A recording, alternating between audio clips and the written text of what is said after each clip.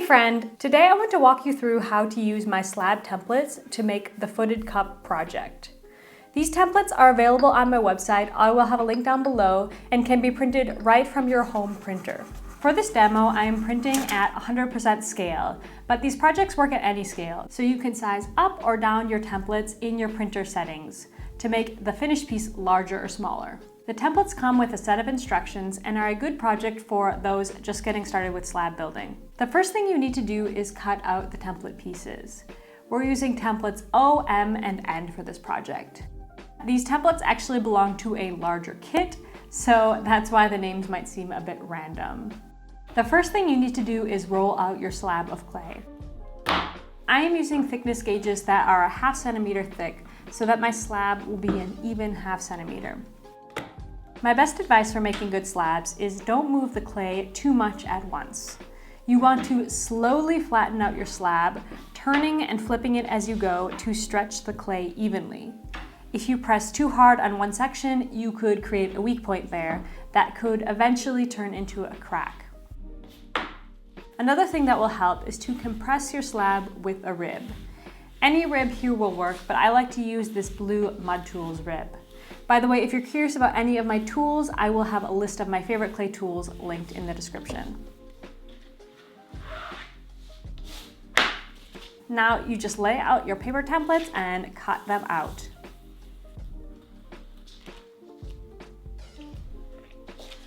Now, before I start assembling, my little trick is to dry my template pieces out just a little bit. So I put them in front of the fan for about 5 minutes. This will stop your pieces from being very floppy as you work, which will result in a cleaner look. Now, this part is totally optional, but I do think it's worth the effort. Do be careful though not to dry them out too much. If you're seeing cracks as you bend your pieces, that means they are too dry. Okay, so first you want to start with assembling the body of the cup. For this you will use the large rectangle, which is template M. First you want to cut the short edges at a 45-degree angle. These will be the edges that we attach together, and by cutting them at an angle, we can create an overlap at the connection without adding any extra thickness. You want to use this method if you want the connection points to be invisible. Of course, depending on the look you're going for, you can also experiment with a visual overlap. That could look quite cool. You want to score and add a bit of water to the connection points before attaching them together. If you skipped the step where you put your pieces in front of the fan to dry out, you should also skip adding water here, as your clay is wet enough and adding water risks making your pieces sloppy and difficult to work with. Blend the seam until you're happy with it, and don't forget the inside. It will take some practice making your seams invisible. I don't mind making it perfect because I actually think it looks nice when it has that handmade look. Next, you want to set your pieces aside for a couple minutes so that the water can soak in and your seam can firm up. In the meantime, we can repeat these steps for the tiny rectangle, template N. This part is going to be our foot.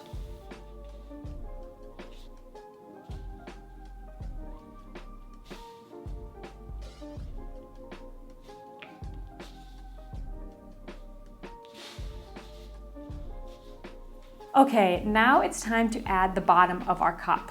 That will be your last template, template O. You want to start by attaching the body of the cup. You'll notice that template O is bigger than it needs to be. This is intentional because you want to attach the piece first before cutting the bottom to size. So you want to use a needle tool to mark where to score and score both sides before attaching them together. Once the piece is well attached, I will then use my needle tool to cut the foot to size and blend the seam. Attaching your bottoms this way, meaning attaching first and then trimming to size, is the best way to get clean, straight bottoms. Especially on a piece that's so angular as this one, I think it's the way to go. But all the templates in my kit work this way because I also think it's easier than the other way around.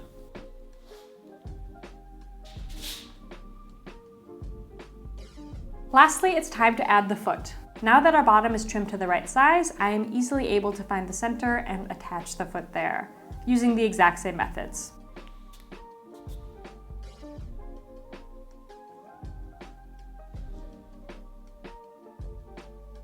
You can clean up your work with a finger or a paintbrush. I like to use the paintbrush to get into the cracks and to smooth out the extra slip.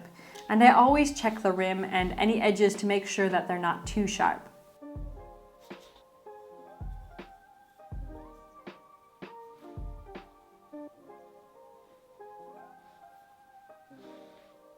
Then your pot is ready to dry out. I recommend you leaving them upside down to dry so that the bottom dries at the same speed as the walls, but the drying time will depend on the climate in your area. In my area, I usually wait about a week until they're fully bone dry.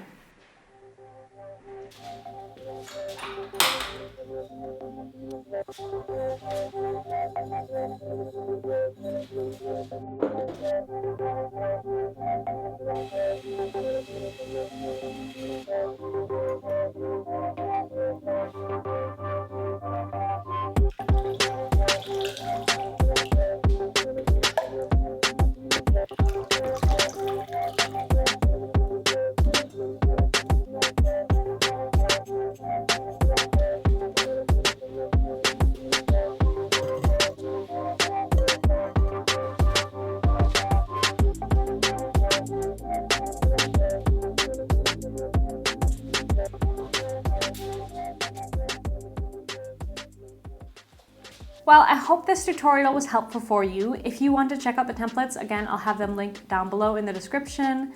I'll also include a few extra links, like the link to my online glazing class if you're interested in learning all about glazing, as well as the links to the tools that I mentioned.